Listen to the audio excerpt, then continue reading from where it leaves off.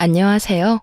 저는 지옥행 열차 티켓을 제 손으로 끊고 탈 뻔하다 그 입구에서 간신히 뒤돌아서 나온 30대 여자입니다. 아직도 그때 그 결혼을 했더라면 어떻게 됐을까 하고 상상하곤 하는데 그때마다 치가 다 떨릴 정도로 몸서리가 다 처집니다. 몸서리가 다 처질 만큼 치가 떨렸던 저의 파혼 과정 한번 들어보실래요? 저와 남자친구는 3년을 연애한 사이였어요. 남자친구는 34살, 전 29살. 결혼을 생각해야 하는 나이였던 것도 맞지만 남자친구와 결혼 결정을 하게 된 것은 오직 나이만은 아니었죠. 3년이란 시간 동안 제가 봤던 남자친구는 다정했고 밝았으며 한결같았어요. 훗날 이런 남자가 내 아이의 아빠가 된다면 더없이 좋겠다는 생각을 하는 순간들이 많았고 그런 생각들이 짙어질수록 결혼이라는 단어가 낯설지 않게 느껴졌습니다. 그런 저의 생각들이 얼마나 잘못된 생각이고 크나큰 착각인지 알게 된 것은 그리 멀지 않은 어느 날이었죠. 저와 남자친구는 결혼 약속과 함께 식을 올릴 시기까지 생각하고 있었어요. 하지만 결혼 이야기가 오갈 당시 예비 시부가 오랜 지병으로 인해 돌아가시는 바람에 결혼은 자연스럽게 1년이 미뤄지게 되었어요. 그렇게 시간이 흐르고 다시 결혼 이야기가 나오고 있었고 미뤄진 만큼 저흰 서두르기로 했죠. 남자친구는 외동이었는데 예비 시모는 장례식장에서 잠시 인사만 나눠봤을 뿐 제대로 만나 인사를 나눈 적이 없었어요. 상견례를 하기 전 한번 뵙기는 해야 한다는 생각은 가지고 있었는데 그 기회는 생각보다 빨리 찾아왔습니다.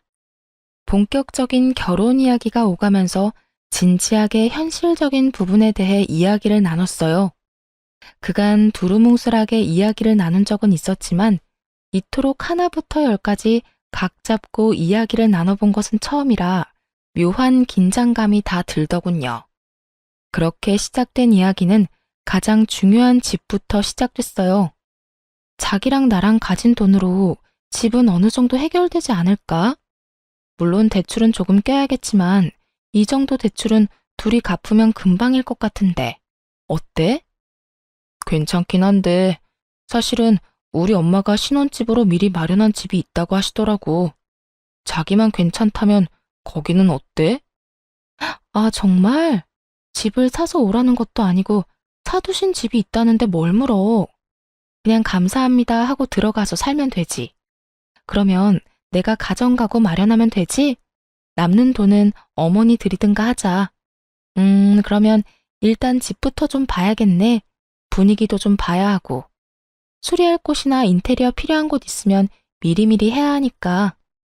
아무래도 그렇겠지. 그러면 내가 엄마한테 정확한 위치 물어볼게. 사실 나도 자세히 못 들어서 정확한 위치는 몰라서 말이야. 응. 그러면 저녁에 연락해줘. 그렇게 저흰 집은 미뤄두고 다른 이야기를 나누며 의견을 조율해갔고 생각보다 그 과정은 순조로웠어요. 결혼이 미뤄진 1년 동안 알게 모르게 나눴던 이야기들이 있어서도 그랬고 웬만한 부분은 모두 저에게 맞춰주려 남자친구가 노력한 덕분도 있었죠. 만족스러운 대화를 끝내고 집으로 돌아와 있으니 남자친구에게 연락이 왔고 돌아오는 주말에 예비 시모와 함께 집을 보러 가자더군요. 그렇게 약속된 주말이 왔고 만나기로 한 카페로 갔더니 오기로 한 남자친구는 보이지 않고 남자친구와 똑 닮은 예비 시모만 절 기다리고 있더군요. 어찌나 닮았는지 한 번도 본 적이 없던 예비 시모를 한눈에 알아봤고 예비 시모 역시 저를 사진으로 많이 봤던 터라 저를 보며 미소를 지어 보이더군요. 그렇게 저흰 헤매는 일 없이 서로를 마주하게 되었고 남자친구도 없이 예비 시모와 본격적인 인사를 나누게 되었어요. 그때 장례식장에서 보고 긴가민가 했는데 만나서 반갑네. 사진보다 실물이 훨씬 예쁘구나. 아니에요. 어머님이야말로 너무 아름다우신걸요? 어쩌면 이렇게 동안이세요? 저 깜짝 놀랐어요. 고마워. 아, 우리 아들은 회사에서 갑자기 연락이 와서 급히 나가더라고.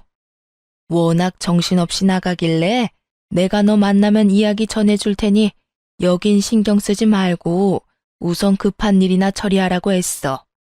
그러니 연락 안 줬다고 섭섭해하지 말고. 아, 그럼요. 그럴 수도 있죠.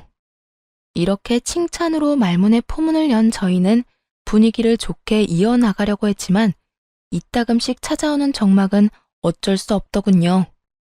또다시 찾아온 정막에 마른 침만 삼킬 때쯤 예비 시모는 곧잘 마시던 커피를 내려놓더니 먼저 말을 꺼내더군요.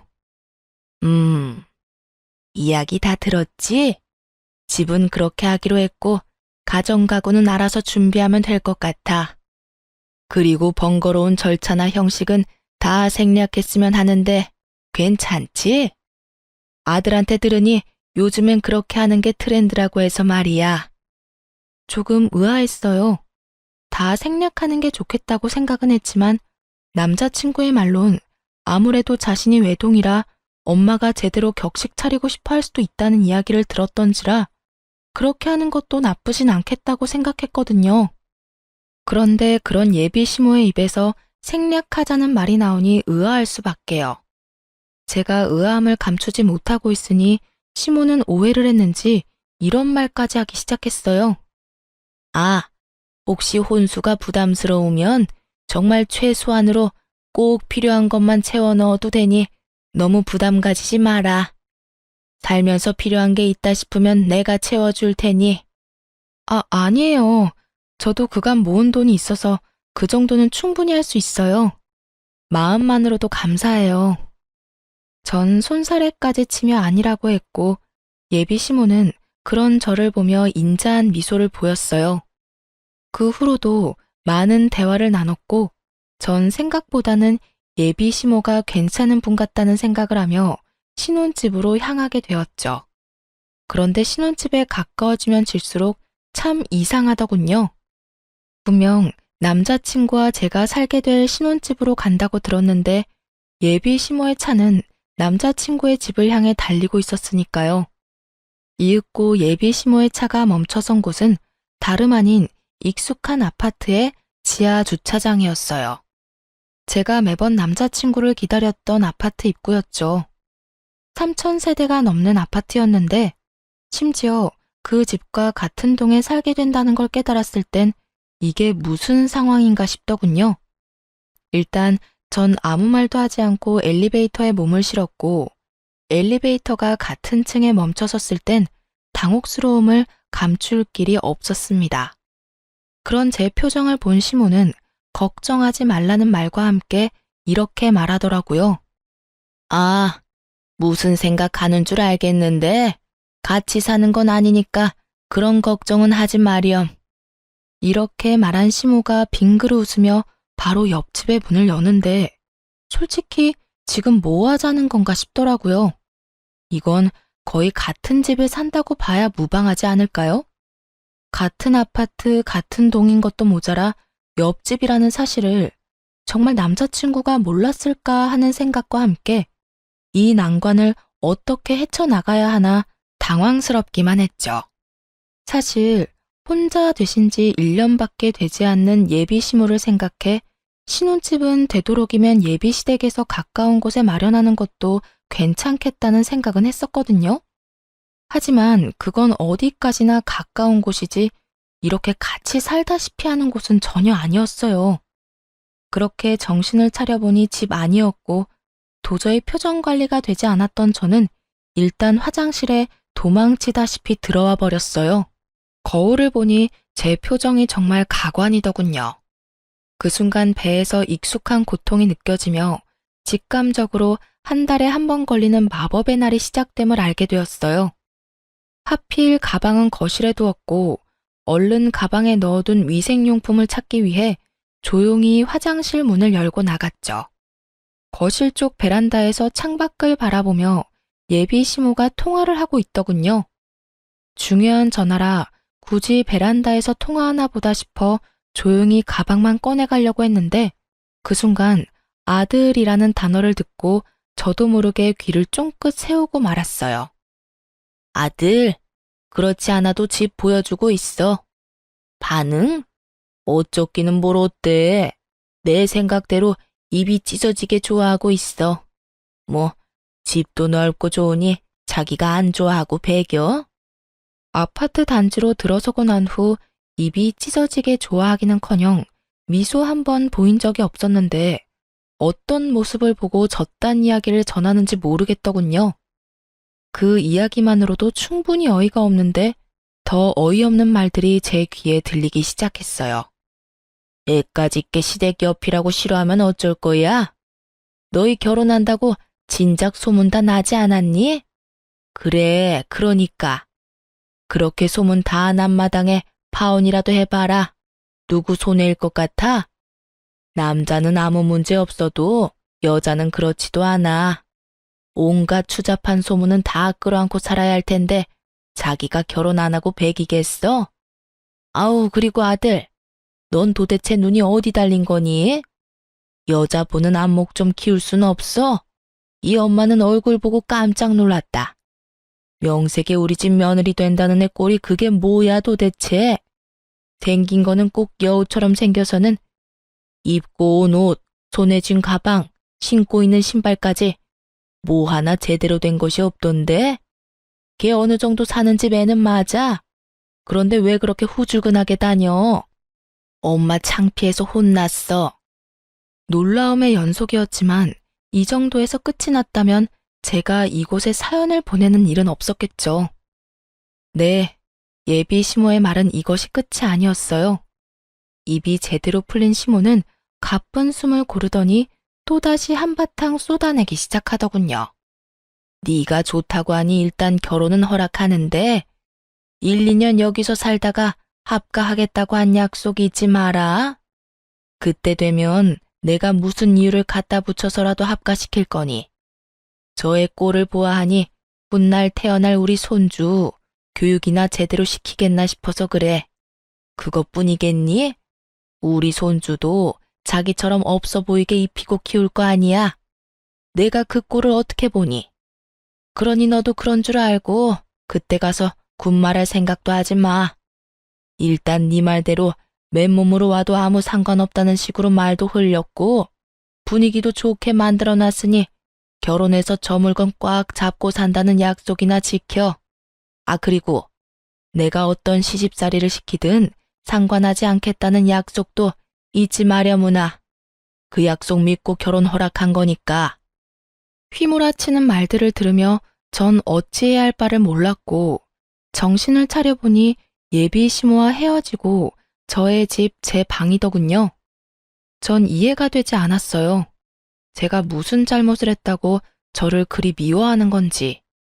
아니, 애초에 장례식장에서의 그 짧은 만남을 제외하곤 인사한 건 오늘이 처음이었는데 제 모든 것이 싫다고 할 만큼 미움받을 틈이 있었나 싶더군요.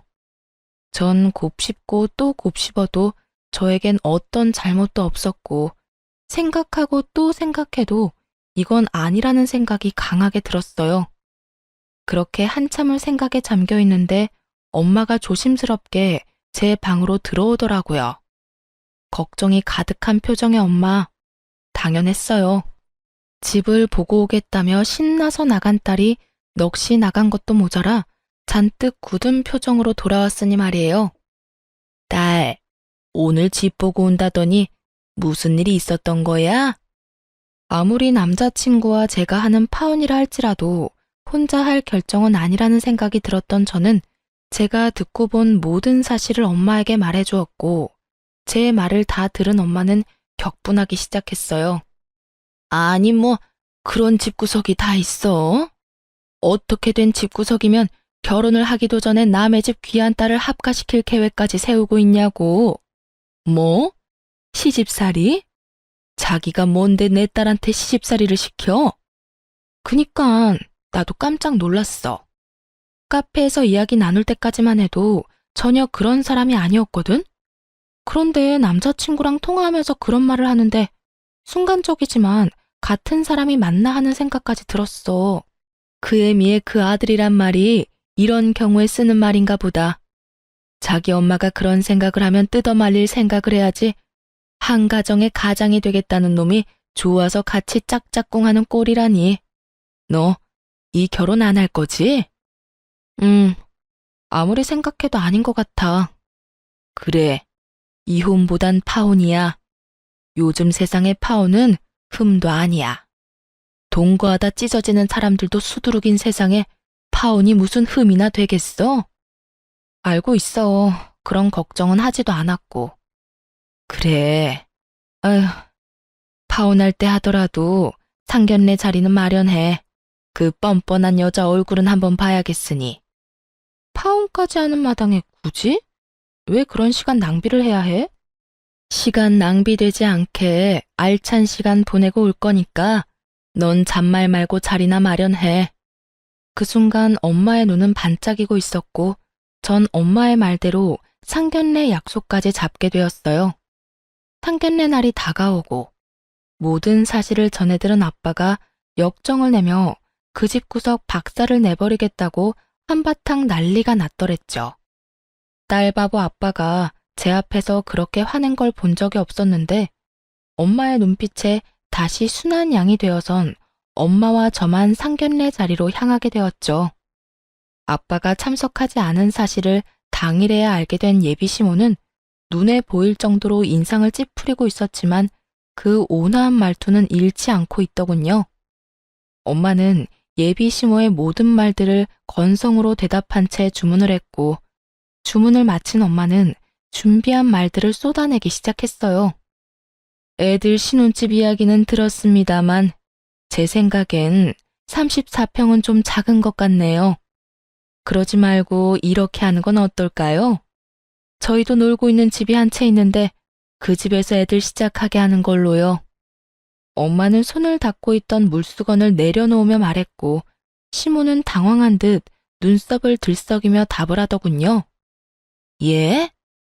34평이면 둘이 살기엔 부족함이 없을 텐데요. 아니 평수는 떠나서 위치도 좋고 집값도 꽤 나가는 곳이라 미리 받아두면 애들 앞으로 사는데도 도움이 될 겁니다. 그러니 집은 원래 계획대로 하는 게 좋을 것 같네요. 그런 거라면 걱정하지 않으셔도 되는 게 저희가 가지고 있는 집도 가격은 만만치 않아서요. 위치가 어디쯤인가요? 아시죠? 땡땡동의 땡땡땡 아파트. 거기 50평대라 살기는 더 좋을 거예요. 위치가 더 좋은 건 물론이고요. 이 정도는 돼야 애들 앞날에 도움 정도는 되지 않을까요? 누가 봐도 제 말이 맞을 텐데요. 엄마는 작정을 한 듯 눈 한 번 피하지 않고 예비 시모의 말에 대응하고 나섰고 예비 시모는 이런 상황은 전혀 예상하지 못한 듯 차가운 물만 마시고 있더군요. 어느 아파트인지 들은 남자친구가 적잖게 당황한 듯 말까지 더듬기 시작했죠. 거기 혹시 미연이가 지금 사는 곳 아니에요? 왜 아니야? 맞아. 내가 말한 노는 집이 사실은 우리 집 위층이야. 층간소음 때문에 고생 꽤 했었는데 윗집 이사 간다는 소식 듣고 그냥 사버렸거든. 와봤으니 알 테지만 전망도 좋고 교통편도 좋고 여러모로 지금 계획하고 있는 집보단 낫지 않겠어? 그래요. 엄마가 말한 빈집은 저희 집 위층으로 엄마의 말대로 꽤 긴 시간 층간소음으로 고생을 하고 있었는데 윗집이 나간다는 소식과 함께 그냥 그 집을 사버렸던 것이었습니다. 그 당시 집에 여윳돈이 있기도 했고 그땐 집값이 지금처럼 비싸진 않았던 터라 부담이 되긴 했어도 큰 고민 없이 내린 결정이었죠. 그 뒤론 세입자를 가려가며 받고 있었고요. 엄마의 말이 끝나자 남자친구는 다시 입을 다물어 버렸고 예비 시모는 목에 핏대까지 세우며 엄마에게 따지고 들더라고요. 그건 완전 처가살이와 마찬가지 아닌가요? 제 아들이 뭐가 모자라서 처가살이를 해야 하는 건가요? 왜 우리 귀한 외동아들이 처가살이를 해야 하냐고요? 목에 핏대까지 세우며 노발대발하는 예비 시모와는 달리 엄마는 무서울 정도로 평정심을 유지하며 말을 했어요. 자식이 하나든 둘이든 기약인 매 한 가지인데 왜 우리 딸은 그딴 집에서 살게 하려고 했나요? 시집살이나 다름없는 그딴 집에서 말이지요. 엄마의 말에 예비 시모는 코웃음을 치며 이렇게 말하더군요. 그거야 남자하고 여자하고 같나요? 여자는 시집 오면 죽어서도 시댁 귀신인데 당연히 시댁 가까이 있어야 하는 거 아닌가요? 그리고 양가 부모님 다 계시는 그쪽 상황과는 달리 전 작년에 애 아빠도 떠나보내고 저 혼잔데 그 정도 욕심 정도는 좋게 봐주실 수도 있잖아요. 예비 시모는 말이 끝나자 남자친구는 머리를 긁적이며 자기 엄마 편을 들고 나서더라고요. 그래요, 장모님. 아버지 돌아가신 지도 얼마 안 돼서 한동안은 제가 가까이에서 지내고 싶어요. 그러니 조금만 이해 부탁드립니다. 제가 장모님 소중한 딸 귀히 여기고 아끼며 잘 살겠습니다. 귀히 여긴다는 말을 듣고 있는데 저도 모르게 피식 웃음이 터져나오고 말았어요. 귀히 여겨? 한동안? 너는 한동안이 한평생이야? 1, 2년만 살다가 너희 집으로 합가할 거란 말은 왜 쏙 빼? 내가 싫든 좋든 무조건 합가할 계획까지 다 세웠잖아. 그게 무슨 말이야? 합가라니. 그런 계획은 세운 적도 없고 생각해 본 적도 없어. 뻔히 다 알고 있는데 절대 아니라고 발뺌을 해대는 남자친구를 향해 무서운 표정을 한 엄마가 또박또박 큰 소리로 말했어요. 절대 아니라고 하니 우리가 말하는 집에 들어와서 살아도 상관없지. 사돈 될 집이나 남편 될 놈이나 하고 있는 꼴을 보니 내가 안 되겠다 싶어서 그래. 가진 건 쥐뿔도 없으면서 거치장 하는 데만 정신이 팔려서는 내가 딱 보아하니 지방 거덜내는 건 시간 문제일 것 같아서 그래. 아, 그리고 앞으로 태어날 손주도 걱정이지. 그딴 집에서 애 교육이나 똑바로 하겠어? 아무래도 걱정되어서 내가 옆에다 끼고 키워야지 원. 둘은 익숙한 말을 그대로 돌려받은 후에야 비로소 그때 제가 듣고 있었던 걸 눈치챘더라고요. 남자친구는 안절부절 못하고 제 눈치를 살피는 반면 시모는 붉어진 얼굴로 저를 쏘아보며 묻더군요. 다 들었던 거니? 네, 공교롭게도 다 들어버렸네요. 시집살이를 호되게 시킨다는 말까지 다 들어버렸는데 어쩌죠? 전 추후도 그 호되다는 시집살이를 당해줄 생각 따위는 없어서요. 이 음흉한 년, 어디서 보고 배운 것 없이 남의 통 하나 엿들어? 하여튼 이래서 가정교육이 중요하다니까. 예비 시모는 욕설까지 섞으며 저에게 화를 내기 시작했고 그런 모습을 그냥 두고 보고만 있을 저희 엄마가 아니었습니다. 생긴 대로 논다더니 천박하게 생겨서는 말하는 꼴도 생긴 그대로네. 어디서 연자를 입에 올려? 뭐? 천박? 너 말 다 했어? 난 더는 당신 같은 천박한 사람이랑 말 섞고 싶지 않은데 어쩌지? 너 이제 어떻게 할 거야? 내 딸이랑 결혼할 거야 말 거야? 엄마는 궁시렁대고 있는 예비 시모를 무시한 채 남자친구에게 물었고 우물쭈물 눈치만 살피던 남자친구는 고개를 푹 숙인 채 이렇게 말하더군요. 장모님 뜻에 따르겠습니다. 예상치 못한 답변에 예비 시모와 저는 놀라 남자친구를 바라보고 있는데 엄마는 이런 답을 예상했다는 듯 피식하고 웃어버리시더라고요. 놀란 것도 잠시 예비 시모는 남자친구를 붙잡고 닥달하기 시작했고 남자친구는 여전히 고개조차 들지 못하고 있었어요. 네가 어떻게 그런 결정을 내릴 수가 있어? 네가 어떻게 나한테 이럴 수가 있냐고? 그러면 어떻게 해? 엄마한텐 미안하지만 나 미연이 정말 많이 사랑한다는 말이야. 이 결혼 꼭 하고 싶어. 그러니까 엄마가 이해 좀 해줘. 미안해. 상황은 흥미롭게 흘러갔고 엄마는 여전히 얼굴에 미소를 띠며 저에게 결정권을 넘겨주더군요. 미연아, 이제 네가 결정해. 네 남자친구는 자기 엄마를 등지는 한이 있어도 너랑 결혼은 하겠다는데 넌 어떻게 하고 싶어? 그제야 엄마의 알찬 시간을 보내게 해주겠다는 말이 이해가 되며 제 얼굴에도 미소가 걸리더군요. 전 엄마와 마찬가지로 얼굴에 미소를 띠며 주저없이 대답했어요. 파혼하고 싶어. 난 저 인간이랑 결혼할 생각 전혀 없어. 내가 미쳤어? 지옥길이 분명한데. 알면서도 발을 담그게? 진심이었습니다. 그 당시 두 얼굴을 가진 예비 시모도 싫었지만 사실 제일 괘씸한 건 남자친구였거든요. 모든 사실을 알고도 나를 속이고 결혼하려던 남자친구는 도저히 용서도 되지 않을 뿐더러 한 번 한 거짓말이 두 번, 세 번은 못하겠냐고요. 시집살이 시키려는 시모와 온갖 거짓말로 엄마 편만 들여는 남편의 모습이 뻔히 그려지는데 제 앞날을 알고도 파혼을 선택하지 않을 이유는 없더라고요. 자기야, 파혼이라니. 우리 3년이나 만났어. 그런데 이제 와서 이런 일로 무슨 파혼이야? 내가 자기 뜻대로 다 한다니까. 그러니까 제발 마음 한 번만 돌려줘. 야, 돌리긴 뭘 돌려? 이딴 년 나도 싫다. 감히 어디서 네가 뭔데 내 아들한테 파혼을 운운해? 내가 뭐긴 뭐예요? 이 파혼의 당사자죠. 그러니까 아줌마보단 내가 파혼을 입에 올리는 게 좀 더 당연한 일이 아닐까요? 그리고 아줌마, 나도 싫어요.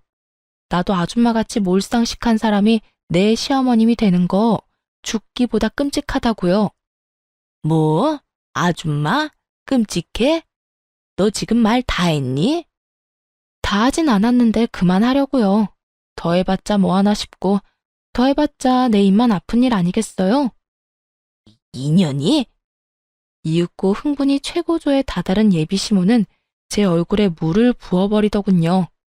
차가운 물이 제 얼굴을 적시고 물이 한 방울씩 뚝뚝 떨어지던 그때 이때껏 단 한 번의 흥분도 하지 않고 평정심을 유지하던 엄마가 그 자리에서 벌떡 일어나 똑같이 물을 끼얹으며 소리를 질렀어요.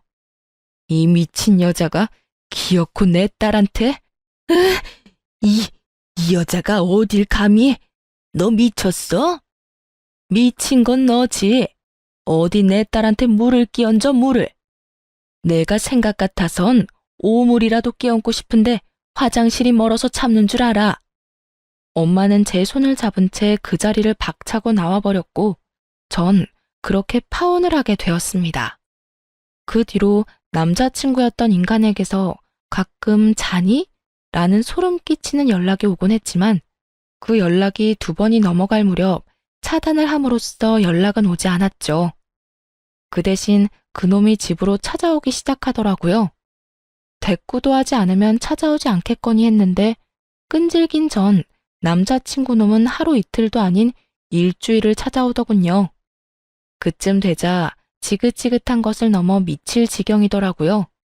1초도 마주하고 싶지 않은 인간이 하루 중 제일 기쁜 저의 퇴근길을 망치고 있었으니까요.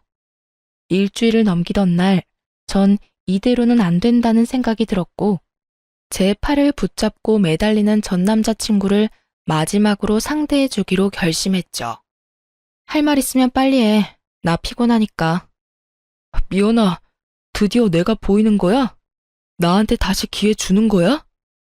기회를 주는 게 아니라 다신 찾아오지 말라고 마지막으로 들어주는 거야. 그러니 할 말 있으면 빨리 해. 미연아, 우리 정말 이렇게 헤어질 거야? 정말 이대로 끝낼 거야? 그러니까 제발 찾아오지 마. 부탁이야. 그 순간 갑자기 무릎까지 꿇고 애걸복걸하며 지저분하게 굴더라고요. 그래서 저는 당장 그 사람 엄마에게 전화를 걸었어요. 어머, 네가 웬일이니? 나한테 전화를 다 하고. 행여나 잘못했다고 빌 생각이면 하지 말거라. 네가 이제 와서 울고불고 빈다 해도 난 너 받아줄 생각 없다. 저도 그럴 생각은 없고요. 얼른 와서 그 잘난 아들 좀 데리고 가세요. 어딘지는 알죠? 일주일을 넘게 와서 무릎까지 꿇고 울고불고 비는데 정말 미칠 지경이라고요. 저의 말에 전화를 끊어버리고는 정말 비행기라도 타고 온 것인지 순식간에 모습을 드러내더군요. 너 당장 못 일어나? 이게 도대체 무슨 꼴이야? 네가 뭐가 부족해서 이딴 애한테 무릎까지 꿇어? 무슨 소리를 하든 전 남자친구는 미동도 없이 앉아 있었고 이윽고 아줌마의 비난은 저를 향하고 있었어요. 네 년 때문이야. 내 아들이 이렇게 망가진 건 다 네 년 때문이라고. 제가 정말 단 하나도 이해가 되지 않아서 그러는데 왜 이 모든 게 내 탓이 되는 걸까요? 내가 이 사람 불렀어요? 내가 이 사람 강제로 무릎이라도 꿇렸어요? 난요, 연락 받는 것도 싫어서 차단까지 했는데 직접 그것도 일주일씩이나 찾아와서 구질구질하게 매달린 건 이 사람이라고요. 인연이 오늘 너 죽고 나 죽자. 내가 너 오늘 가만 안 둘 거야. 온갖 고상이란 고상은 다 떨어대던 전 예비시모는 고함을 지르며 제 머리채를 휘어잡았고 파혼도 했겠다. 더는 참고 있을 필요가 없었던 저 역시 인정사정 없이 그 머리채를 잡아버렸어요. 개판도 그런 개판이 없었죠. 딸뻘 되는 제 머리채를 잡은 아줌마나 엄마뻘 되는 아줌마의 머리채를 잡은 저나 남들이 보기엔 독인 개긴인 상황이었습니다. 몸으로 번져버린 저희의 싸움에 전 남자친구가 일어나 말려봤지만 흥분한 두 여자를 뜯어내기엔 역부족이었고 계속된 싸움에 결국 집에 있던 엄마까지 뛰어나오게 되었어요. 엄마의 목소리가 들리자 저는 그 아줌마의 손을 확 꺾어버리며 바닥으로 밀쳐버렸어요. 그 순간 엄마가 고이 들고 온 양동이를 두 사람에게 붓고는 이렇게 말했어요. 내가 경고했지? 오물을 뿌리고 싶은 걸 겨우 참고 있었다고. 그 양동이는 저희 집 강아지가 싼 소변 패드를 푹 담아놓은 오물이었어요. 엄마는 결국 바라던 대로 오물을 두 사람에게 끼얹어 버렸고 오물을 뒤집어 쓰게 된 두 사람은 고함을 지르더군요. 이게 뭐야? 엄마, 이거 오줌 찌른 내 아니야? 왜 아니야? 이 여자가 진짜 미쳤나? 왜 사람한테 오줌물을 뿌려? 두 사람의 표정과는 상반되게 엄마는 승리에 취한 표정을 짓고 있었고 제 손을 꽉 잡으며 이렇게 말하더군요. 그러게, 왜 찾아와서 이 난리야? 내 딸이 싫다는 말 못 들었어? 내 딸이 우스워? 네 딸이 얼마나 질질 흘리고 다녔으면 내 아들이 이랬겠어. 앞으로 딸 관리 좀 잘하란 말이야. 이런 일 없게. 이 무슨 억지스러운 말인지 모르겠더군요. 투명인간 취급을 해도 찾아와서 귀찮게 군 인간이 누군데 저딴 말을 짓거리는 건지. 입으로 나온다고 해서 다 말이 아니란 걸 그날 처음 알았지 뭐예요? 더불어 사람 입에서도 개소리를 할 수 있다는 사실도요. 엄마는 코웃음을 치며 말했습니다. 까고 있네 정말. 내가 웬만하면 상스러운 말 쓰기 싫어서 참고 또 참았는데 너 같은 건 욕 없인 대화가 안 되겠네. 야, 이 미친년아, 정신 차려. 내 딸이 흘린 게 아니라 네 아들이 내 딸 못 잊어서 미쳐 날뛰는 거야. 알겠어? 그러니까 네 아들 다리 몽둥이를 꺾어버리든 누나를 뽑아버리든 그건 알아서 하고 불구를 만들어서라도 우리 눈앞에 보이지 않게 해. 다시 한번 내 딸 앞에 얼씬거리는 날엔 경찰에 신고할 테니 그런 줄 알아. 엄마는 욕이라곤 모르는 사람인 줄 알았는데 생각보다 엄마의 욕은 화려했고 경고는 강했어요. 그 이후 그 인간들의 소식은 들을 수도 없었으니까요. 그렇게 5년이란 시간이 흘렀어요. 그동안 저는 좋은 사람을 만나 결혼도 하고 이제 300일이 되어가는 딸을 키우며 그 누구보다 행복하게 살아가고 있었어요. 그런데 얼마 전 딸이 감기에 걸려 동네 인기 있는 소아과에 딸과 함께 방문하게 되었어요. 진료를 기다리며 딸을 보고 있는데 소아과 문이 열리더니 익숙한 두 사람이 들어오더군요. 네, 맞습니다. 익숙한 두 사람은 5년 전 시모가 될 뻔했던 여자와 남편이 될 뻔했던 남자였어요. 두 사람은 100일이 갓 넘어 보이는 아기와 함께였는데 표정이 좋아 보이진 않더라고요. 사실 지금의 남편과 결혼할 때 딱 한 가지 고민이 있었어요. 그 사람이 신혼집으로 본인이 살던 집에서 시작하자고 말했는데 하필이면 예전 제 시댁이 될 뻔했던 집과 정말 가까웠거든요. 하지만 설마 마주칠까 하는 마음이 있기도 했고 마주친다 한들 이미 끝난 사이인데 무슨 상관이냐 싶어 고민 끝에 그냥 살기로 한 것이었는데 다른 곳도 아닌 소아과에서 마주칠 줄은 꿈에도 몰랐던 거죠. 두 사람은 저를 발견하지 못한 듯 서로에게 언성을 높이며 대화를 하고 있더라고요. 이게 뭐야? 일도 제대로 못하고. 이게 다 엄마 때문이야. 이게 왜 또 내 탓이야? 엄마 말처럼 멍청한 애 찾아서 결혼했으면 잘해주기라도 했어야지. 설득하는 것도 아니고 강제로. 그것도 애 낳자마자 합가라니 나 같아도 싫겠다고. 거기에다 출산한다고 몸도 성치 않는 사람 그렇게 쥐잡듯이 잡으니 걔가 안 도망가고 버텨? 나라고 그럴 줄 알았겠니? 애도 낳았겠다. 애 위해서라도 참고 살 줄 알았더니 그리고 말은 바로 해라. 멍청하기는. 멍청한 애가 이혼할 때 위자료를 그렇게나 뜯어간다니? 애도 딱 주고 가는 거 봐. 보통 내기가 아니라고. 넌 어떻게 그딴 애를 데리고 와서는 아휴, 너 때문에 이 나이에 이게 무슨 고생이야? 누구 탓을 하는 거야 지금? 좋은 베이비시터 구하면 뭐하냐고. 들어오는 족족 엄마가 구박을 그리 해대는데 누가 버텨? 이제 소문 쫙 나서 웬만큼 돈 올려준다고 해도 안 온다고 하더라. 어떻게 할 거야? 이야기를 들어보니 어디서 머릿속이 새하얀 여자를 낳까 결혼도 하고 아기까지 낳았지만 아기를 출산함과 동시에 애까지 낳았는데 자기가 어쩌겠냐는 무지한 생각을 했던 아줌마가 예전 저에게 하려고 한 것처럼 합가를 반강제로 밀어붙인 거였죠. 산후조리도 제대로 하지 않은 여자에게 모진 시집살이를 시켰고 그걸 견디지 못한 여자는 자식이고 뭐고 이혼 소송으로 위자료만 잔뜩 챙겨갔다더군요. 오죽했으면 자기 배 아파서 낳은 생태 같은 자식을 버리고 도망갔을까 하는 생각도 들더라고요. 제가 보기엔 누구 하나 잘난 사람이 없는데 뭘 그리 따지는 것인지 이해가 되지 않기도 했고요. 병원 안에서 조용히 대화를 엿듣는 다른 엄마들도 같은 생각인지 저마다 곱지 않은 눈초리로 두 사람을 훑고 있더라고요. 그렇게 주변의 시선 따윈 신경 쓰지 않고 열심히 열을 올리며 서로의 탓으로 돌리던 순간 전 남자친구의 눈과 딱 마주쳐버렸고 피하기엔 늦은 상황이 되어버렸습니다. 꼴에 결혼은 했나 보네. 쟤 하고 있는 꼴을 봐라. 너 그때 엄마 버리고 쟤하고 결혼해서 봐라. 네가 지금 어떤 꼴로 살고 있을지 안 봐도 뻔해. 예전엔 저 정도는 아니었는데 좀 그렇긴 하네. 그땐 네 눈에 콩깍지가 씌었었고 거봐, 엄마 말 듣기 잘했지?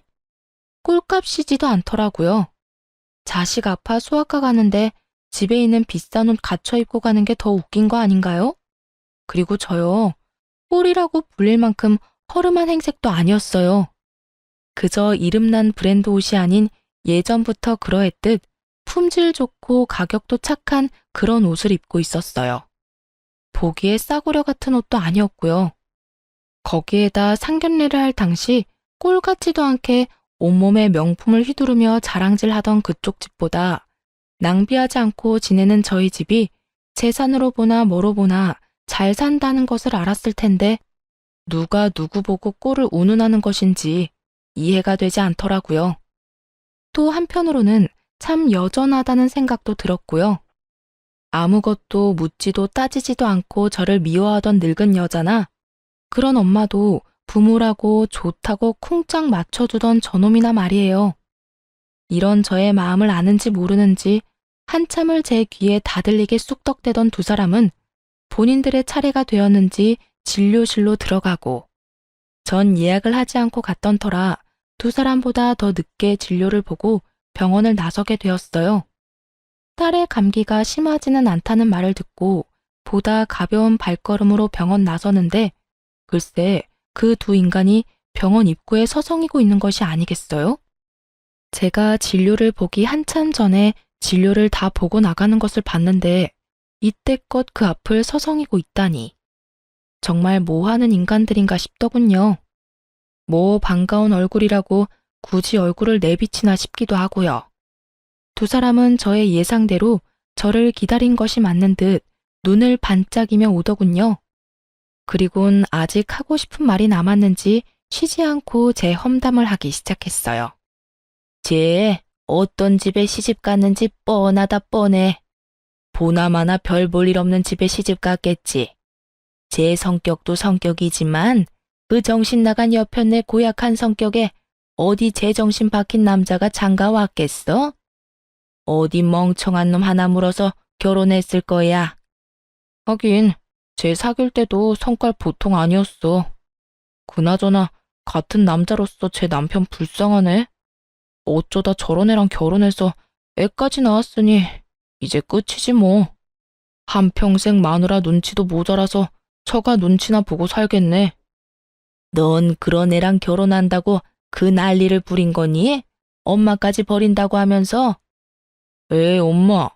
그래서 결국 안 하고 엄마 곁으로 왔잖아. 지난 일은 묻어두자고요. 어찌되었든 내 옆에 제가 없다는 것만 기억하자고. 그래. 그때 파혼한 게 정말 천만다행이야. 정말 웃기지 않나요? 나이도 먹을 만큼 먹은 사람들이 그렇게나 할 짓이 없는 것인지, 이제 와서 저래봤자 뭐가 남는다고 저딴 짓거리나 하는 것인지, 하긴 저딴 인간들이니 애까지 낳은 여자가 도망까지 가지 않았겠어요? 거기에다 자신들이 한 일은 생각지도 않고 입에서 나오는 대로 짓거려대는 모습들이 점점 제 신경에 거슬리고 있던 참이었죠. 더러워서 피하려고 했던 저의 인내심이 바닥나며 한마디 해야 하나 말아야 하나 망설이던 순간 익숙한 자태를 뽐내는 외제차가 급하게 멈춰서더군요. 여보! 저의 입에선 여보라는 말이 흘러나왔고 차에서 내린 말끔한 차림의 남편이 저에게 허겁지겁 달려왔어요. 여보, 당신 진짜 이럴 거야? 저의 남편인 걸 확인한 지금 저는 보았어요. 두 사람의 입이 정말 거짓말 하나 보태지 않고 쩍 벌어지는 모습을요. 어느새 차에서 내린 남편은 걱정스러운 눈빛으로 제 앞에 서 있었고 저는 출근한 사람이 여기 왜 있나 싶었어요. 응? 내가 뭘? 무슨 일 있어? 여긴 어떻게 왔어? 무슨 일 있지? 병원 갈 거면 나한테 말하라고 했잖아. 내가 같이 간다고. 왜 혼자 왔어? 병원이 천리말리 있는 것도 아니고 걸어서 충분히 올 수 있으니까 그냥 왔지. 그나저나 당신 오늘 이혼 상담 있다고 하지 않았어? 중요한 분이라고 준비 오래 했었잖아. 그건 어떻게 하고 여길 와? 지금 그깟 클라이언트가 중요해? 우리 집 두 여자가 나도 없이 병원에 갔다는데 어쩐지 장모님한테 전화드리고 싶더라니. 장모님한테 당신 병원 갔다는 말 듣자마자 상담 다 미루고 왔어. 네, 제 남편은 보시다시피 팔불출이고 꽤 능력 있는 변호사예요. 오늘 중요한 분과 상담이 있다길래 일부러 아무 말도 하지 않고 딸과 함께 병원에 왔던 것인데 남편이 결국 알고 득달같이 쫓아왔던 것이었어요. 남편은 자연스럽게 저의 품에 있던 딸을 받아 안았고 곁눈질로 두 사람을 보니 여전히 벌어진 입을 다물지 못하고 있더군요. 그랬겠죠. 두 사람은 제가 변변치 못한 남자랑 결혼해 대접, 대우 이런 것은 꿈도 못 꾸고 그저 애 하나 보고 사는 그런 불행한 꼴을 기대하고 있었던 것 같은데 제가 이리 사랑받으며 살고 있으니까요.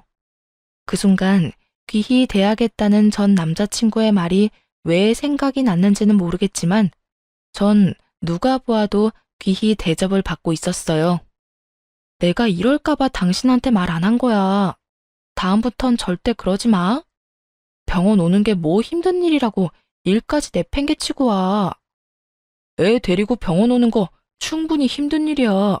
그거 보통 일이 아니라고. 그러니까 내가 일도 내팽개치고 이렇게 달려오는 거 싫으면 다음부턴 미리미리 말해줘.